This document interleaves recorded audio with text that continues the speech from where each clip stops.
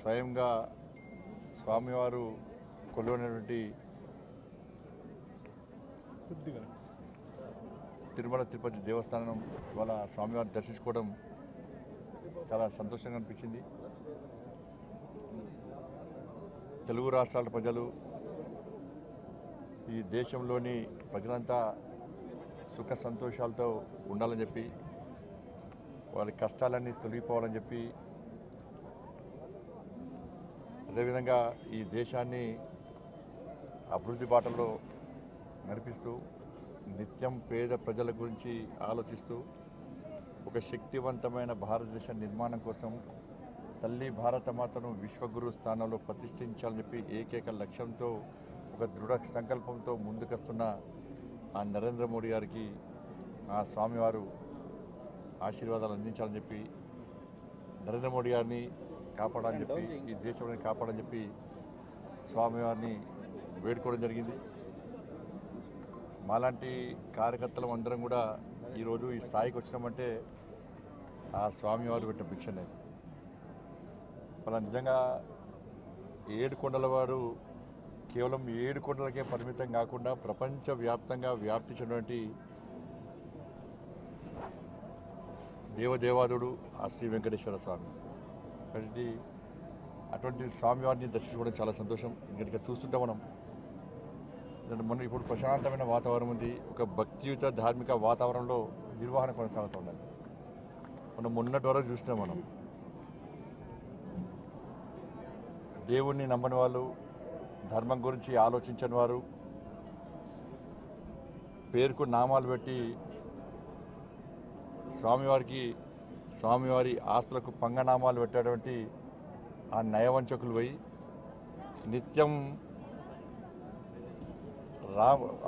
వెంకటేశ్వర నామస్మరణతో ఆ స్వామివారికి సేవ చేసేటువంటి సేవకుల రాజ్యం వచ్చింది. వాళ్ళు ఇవాళ రాజకీయ నిరుద్యోగులకు పునరావాస కేంద్రంగా పదవుల కోసం ఇన్ని రోజులుగా ఈ టీటీడీని వాడుకునే ప్రయత్నం చాలామంది చేశారు.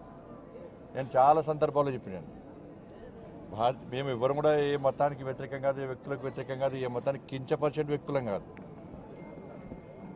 కానీ హిందూ ధర్మానికి వ్యతిరేకంగా, హిందువుల ఆరాధ్య దైవంగా భావించినటువంటి ఈ పవిత్రమైన ప్రాంతాన్ని అపవిత్రం చేయడానికి, వారి ఆస్తిపాస్తులు పెంచుకోవడానికి, శ్రీవారి ఆస్తులను కొల్లదోయడానికి, ఇతర మతస్థులకు అధికారం అప్పచెప్పడం వలన ఎలాంటి అనర్థాలు జరిగినో మనందరికీ తెలిసిందే. అందుకే 2 కొండలవాడ గోవింద గోవింద అనే వ్యక్తులు వేరు. ఆ అరాచక నయవంచక పాలన పీడ విరగడైంది. వాళ్ళు 7 కొండలవాడ వెంకటరమణ గోవింద గోవింద అనేటువంటి సేవకులు ఎవరు వచ్చారు. వాళ్ళు ఏం చేసారు? వాళ్ళు ఇన్ని రోజులుగా స్వామివారికి సేవ చేయడం ముఖ్యం కాదు వాళ్ళకి. నేను నిన్న సాయంత్రం నిన్నటి నుంచి వస్తుంటే ఇక్కడ సిబ్బంది కానీ, అనేక మంది భక్తులు కానీ, ఇక్కడ గత పాలకులు, గత కమిటీ నిర్వాహకులు చేసినటువంటి నిర్వాహకం గురించి చెప్తా ఉన్నారు. అక్రమ దందా, లంగ దందా, లఫంగ దందా, దొంగ దందాలు చేసి వాళ్ళ స్వామివారి ఆస్తిని, జాతీయ సంపదను కొల్లగొట్టే ప్రయత్నం చేశారు. వాళ్ళ ఎర్రచందనం, వీళ్ళంతా వీరప్పన్ వారసులు. అంతా కూడా వీరప్పన్ వారసుల చేతిలో మొన్నటి వరకు కూడా టీటీడీ ఉండే.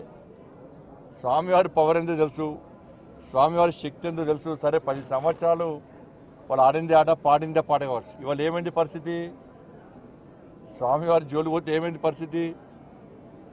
కాబట్టి ఎర్రచందనం పేరుతోని దొంగదందా చేస్తూ వేల కోట్ల రూపాయల స్వామివారి ఆస్తిని, జాతీయ సంపదను దోచుకుంటూ వాళ్ళే ఇవాళ రాజకీయాలను శాసించే స్థాయికి వచ్చారు. రాజకీయ నాయకులను వాళ్ళ గుప్పిట్లో పెట్టుకొని ఎన్నికల్లో గెలవాలన్నా, ఎన్నికల్లో ఖర్చు పెట్టాలన్నా, పార్టీలు నడవాలన్నా, చివరకు ప్రభుత్వాన్ని కూడా అప్పులు ఇచ్చే స్థాయికి వచ్చినంటే ఇంతకన్నా దుర్మార్గం, ఇంత సిగ్గుచేటి కూడా కాదన్న విషయాన్ని మనం గుర్తుంచుకోవాలి. తప్పకుండా దీన్ని వదిలిపెట్టే ప్రసక్తి లేదు. గతంలో విషయంలో చంద్రబాబు నాయుడు గారు మాట్లాడారు, పవన్ కళ్యాణ్ గారు మాట్లాడారు, మా భానుప్రకాష్ గారు వీళ్ళందరూ కూడా ఈ విషయంలో చాలా సందర్భాల్లో ఫైట్ చేశారు. కానీ వాళ్ళ ఆలోచన ఏంది, ఉన్నన్ని రోజులు ఈ ఎర్రచందనం పేరుతో మొత్తం దోచుకోవాలి, శ్రీవారి సమాధానం దోచుకోవాలి, మేము కోటీశ్వరులుగా మారాలని చెప్పి ఒక దురాలోచనతో వాళ్ళు ఇన్ని రోజులు ఇక్కడ నిత్యం పాలన కొనసాగించారు. కాబట్టి దాన్ని వదిలిపెట్టే ప్రసక్తి లేదు. పూర్తిగా ఈ విషయాన్ని మా కేంద్ర హోంశాఖ మంత్రులు అమిత్ షా గారు తీసుకొస్తాం. తప్పకుండా దీన్ని నివేదికలు తెప్పించుకుంటాం. ఎర్రచందనం స్మగ్లింగ్ పేరుతోని స్వామివారి సంపదను, జాతీయ సంపదను ఎవరైతే దోచుకున్నారో, అక్రమ దందా చేశారో ఆ మూర్ఖులను వదిలిపెట్టే ప్రసక్తి లేదు. మా మీద ఏ రాజకీయ ఒత్తిడి ఉండదు. రాజకీయ ఒత్తిడికి భయపడేటువంటి వ్యక్తులం కాదు. మేము ప్రజా సంపదను, శ్రీవారి సంపదను, జాతీయ సంపదను కాపాడే వ్యక్తులం.